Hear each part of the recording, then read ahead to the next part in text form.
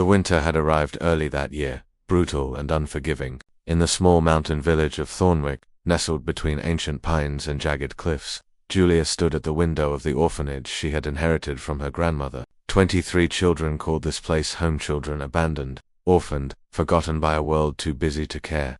Oscar had warned her 3 months ago. The harvest failed, he'd said, his weathered hands trembling as he held his cap.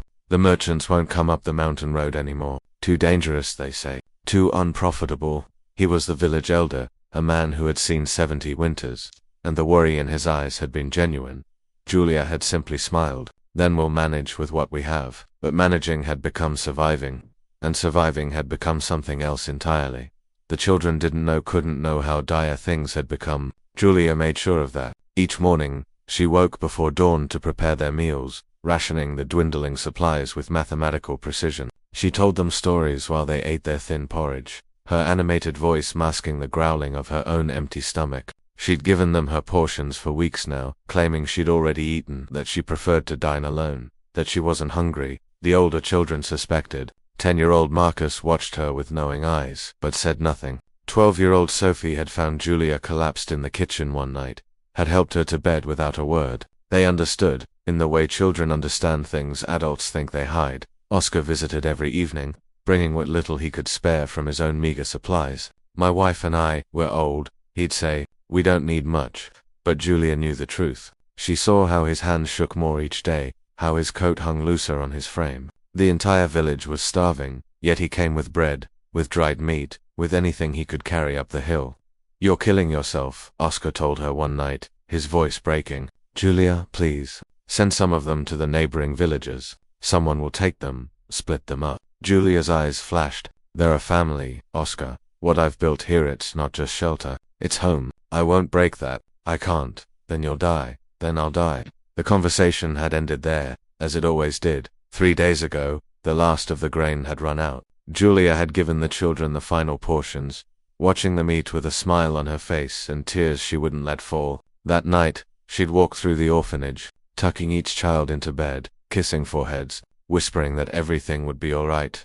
In the morning, she'd sent the oldest children, Marcus, Sophie, and 14-year-old James, to the village. With a letter for Oscar, she'd written instructions for the children's care, lists of their needs, their fears, their dreams. She'd written about Marcus's gift for mathematics, Sophie's talent with songs, little Emma's nightmares about her dead mother. She'd written everything these children deserved to have known about them. Then Julia had gathered the fun youngest ones, the toddlers, the babies, the ones who couldn't yet understand. She'd fed them the last tins of preserved fruit she'd hidden away, smiling through her weakness as they laughed and played. She'd held them, sung to them, loved them with every remaining ounce of her strength. When Oscar burst through the door with Marcus at his heels, he found Julia collapsed on the floor of the nursery, surrounded by sleeping children. Her pulse was barely there, her skin cold and gray. Get the doctor, Marcus screamed, but Oscar was already moving, wrapping Julia in blankets, trying to force water through her cracked lips. The village mobilized like a disturbed anthill.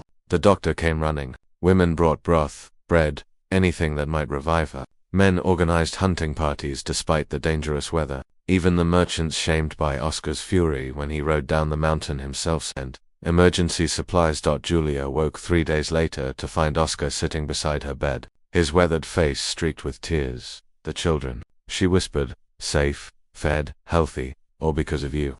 Oscar took her hand. The whole village knows what you did, Julia, how you starved yourself to feed them, how you sacrificed everything. News had spread beyond Thornwick. Donations poured in from neighboring towns, from the city, from people moved by the story of a young woman who'd given everything for children not her own. The orphanage would survive the winter. The children would thrive. Oscar squeezed her hand. You shamed us all, girl. Made us remember what it means to be human. Even old fools like me who thought we were doing enough. He paused, his voice thick with emotion. You fed the cubs before eating yourself. That's what real strength looks like. That's what real love is.